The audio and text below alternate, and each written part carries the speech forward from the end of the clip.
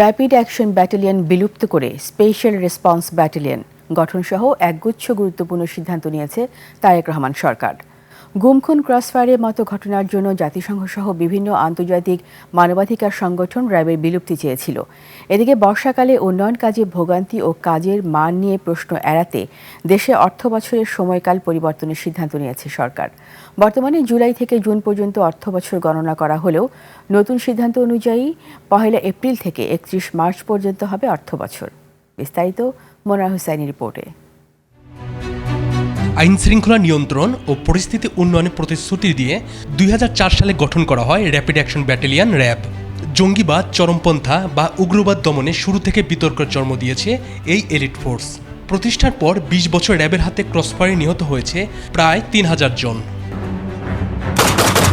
এছাড়া giant interrogation সেলে বিধি বহির্ভূত আটক, গুম এবং হত্যার মতো ঘটনাও ছিল আলোচনায়।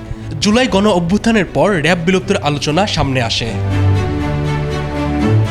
এর পরিপ্রেক্ষিতে আইনশৃঙ্খলা বাহিনীতে বড় পরিবর্তনের সিদ্ধান্ত নিয়েছে সরকার। র্যাপিড অ্যাকশন ব্যাটালিয়ন বা র্যাব বিলুপ্ত করে পুলিশ বাহিনীর আওতায় স্পেশাল রেসপন্স ব্যাটালিয়ন বা এসআরবি নামে নতুন বিশেষায়িত ইউনিট প্রতিষ্ঠার লক্ষ্যে আইনের খসড়া অনুমোদন করেছে মন্ত্রিসভা। সোমবার সচিবালয়ে প্রধানমন্ত্রী তারেক রহমানের সভাপতিত্বে অনুষ্ঠিত বৈঠকে এই অনুমোদন দেয়া হয়।